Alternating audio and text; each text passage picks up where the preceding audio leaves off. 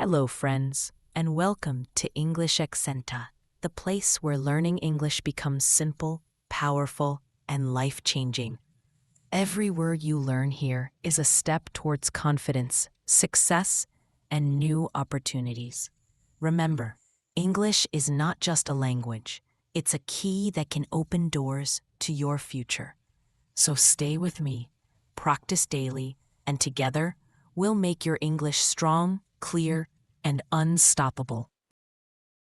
Once upon a time, in the bustling city of Stockholm, Sweden, on a crisp winter day in January 2003, a baby girl was born to opera singer Malena Ernman and actor Svante Thunberg.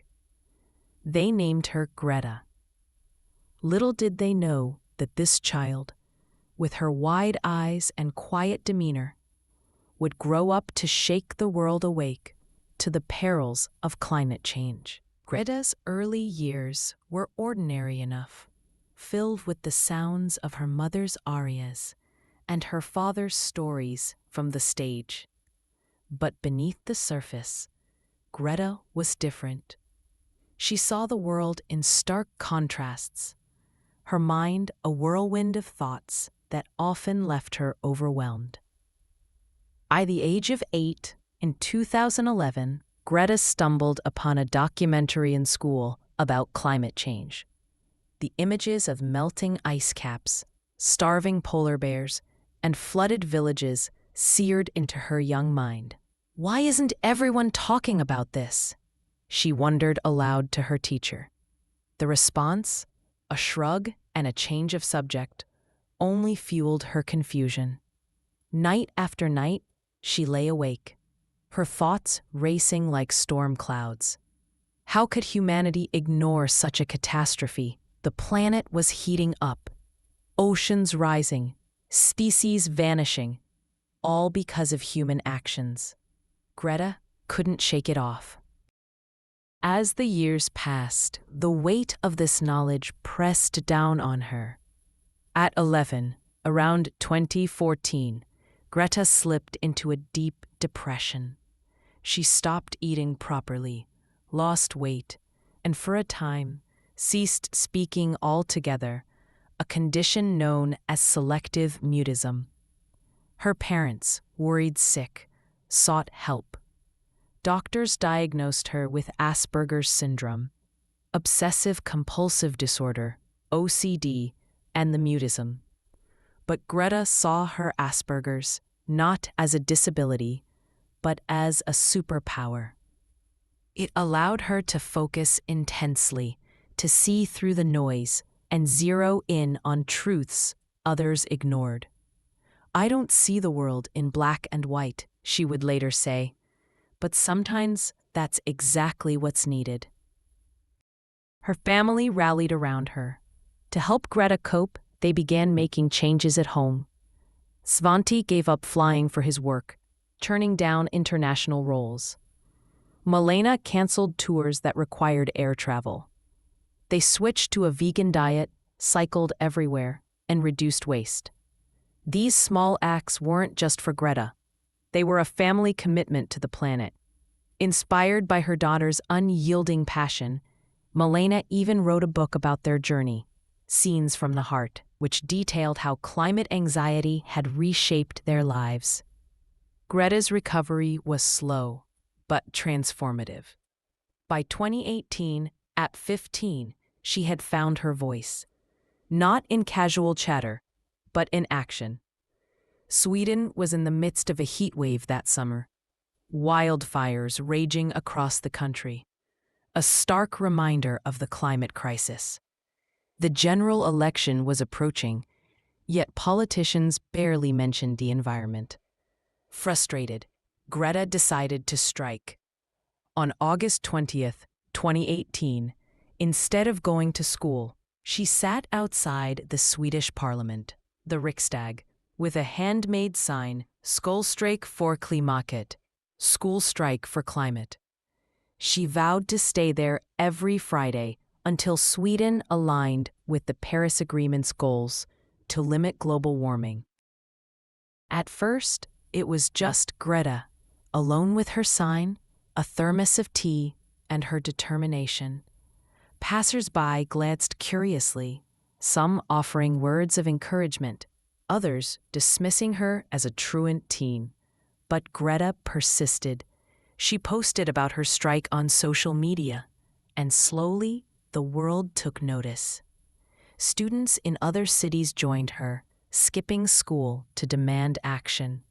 By September, the movement had a name: Fridays for Future. Thousands of young people across Europe were striking, their voices echoing Greta's call. Why should we study for a future that may not exist? News outlets picked up the story. Who was this pint-sized activist with braids and a piercing gaze? Greta's speeches were raw, unfiltered. At a climate conference in Katowice, Poland, that December, she addressed world leaders. "You are not mature enough to tell it like it is. Even that burden you leave to us children." Her words cut like a knife through complacency. Social media exploded. Hashtags like Fridays for Future trended globally. By March 2019, over 1 million students in 125 countries participated in coordinated strikes. Meta had ignited a youth revolution. But fame brought challenges. Critics labeled her a puppet, manipulated by her parents or environmental groups. Others mocked her Asperger's, calling her unstable. Greta shrugged it off. "They come up with every thinkable lie and conspiracy theory," she said. "I guess they must feel threatened by us." To attend the UN Climate Action Summit in New York that September, Greta refused to fly, opting instead for a zero-emission yacht. The journey across the Atlantic took 2 weeks, battling rough seas and homesickness. The crossing was not pleasant, she admitted, but it symbolized her commitment. No shortcuts in the fight for the planet. Arriving in New York, Greta's speech at the UN became legendary. Facing presidents and prime ministers, her voice trembled with anger. People are suffering. People are dying. Entire ecosystems are collapsing. We are in the beginning of a mass extinction, and all you can talk about is money and fairy tales of eternal economic growth. How dare you? The room fell silent, then erupted in applause. Time magazine named her Person of the Year in 2019. The youngest ever at 16. Nominations for the Nobel Peace Prize followed 3 times in a row. Greta's activism expanded. She met with leaders like Angela Merkel and Pope Francis, urging them to act. In Davos, at the World Economic Forum, she challenged billionaires. "Our house is on fire." She traveled by train across Europe, speaking at rallies, her message unwavering. System change, not climate change. But the toll was real. Constant travel, media scrutiny, and death threats wore on her. "I'm just a messenger," she insisted. "And yet, you hate me." The COVID-19 pandemic in 2020 forced strikes online. But Greta adapted. She used Zoom to connect with activists worldwide, emphasizing how the crisis exposed inequalities, the same ones exacerbated by climate change. As lockdowns lifted, she returned to the streets. In 2021, at COP26 in Glasgow, she decried the talks as blah blah blah, empty promises from leaders failing to deliver. By 2023, Greta had graduated high school, marking the end of her personal school strikes. "This is not the end," she tweeted. "This is only the beginning." True to her word, she dove deeper into intersectional activism. She supported indigenous rights, joining protests against pipelines and deforestation. In October 2023, She was arrested in London for blocking access to an oil conference, charged with public order offenses. It wasn't her first arrest, nor her last. In Sweden, Germany, and the Netherlands, she faced fines and detentions, each time emerging more resolute. Greta's voice extended beyond climate. In 2024, she spoke out on global conflicts, linking war to environmental destruction. Her solidarity with Palestine drew controversy. Accused of antisemitism, she clarified her stance against all forms of hatred. Humanity must stand together, she said. Critics piled on, but supporters rallied. At 21, Greta published The Climate Book, a compilation of essays from scientists and activists, demystifying the crisis for a broad audience. Amid the whirlwind, Greta remained grounded. She lived simply. No fancy clothes, no unnecessary gadgets. Her family home in Stockholm was modest, filled with books and plants. She enjoyed quiet moments, reading fantasy novels, playing with her dogs, Moses and Roxy, or debating philosophy with friends. "I'm an introvert," she confessed. "Activism is my way of coping with the anxiety." As 2025 dawned, Greta reflected on her journey. The world had changed. Renewable energy boomed. Youth voter turnout surged. And policies like the EU's Green Deal bore her influence. But the fight raged on. Temperatures rose, extreme weather battered communities, and fossil fuel lobbies pushed back. At a rally in Stockholm, surrounded by thousands, Greta spoke. "We've been striking for years, but the emissions keep rising. It's time for real action, not more words." In quieter moments, Greta dreamed of a future where activism wasn't necessary, a world of sustainable harmony. She mentored younger activists, passing the torch. "This is a relay race," she said. "I'm just one runner." That. Greta Thunberg's story is one of courage, a testament to how one voice can amplify into a chorus. From a silent girl in despair to a global icon, she reminded us, change starts with seeing the truth and refusing to look away. And in that refusal lies hope. For the planet, for humanity, for generations unborn. But let's delve deeper into the fabric of her life, weaving in the threads of trials and triumphs that made her who she is. Imagine young Greta, poring over books in her room, her mind a labyrinth of facts and fears. The diagnosis of Asperger's came as a relief. It explained why social interactions drained her, why she fixated on injustices. "It makes me different," she wrote in her journal, "and being different is a gift."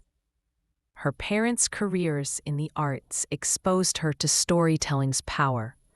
Malena's operas taught emotion, Svante's acting persuasion. They encouraged her curiosity, never dismissing her concerns. When Greta convinced them to go vegan, it wasn't easy. Svante loved his steaks, but they saw her conviction and followed. The school strike wasn't impulsive. Greta researched Sweden's emissions, the Paris Accord's targets. She timed it with the election, hoping to sway votes. That first day, alone on the cobblestones, she felt vulnerable. Rain drizzled, but she sat firm. A journalist snapped a photo. It went viral. Soon, celebrities like Leonardo DiCaprio amplified her message. Traveling by yacht to America was an adventure laced with peril.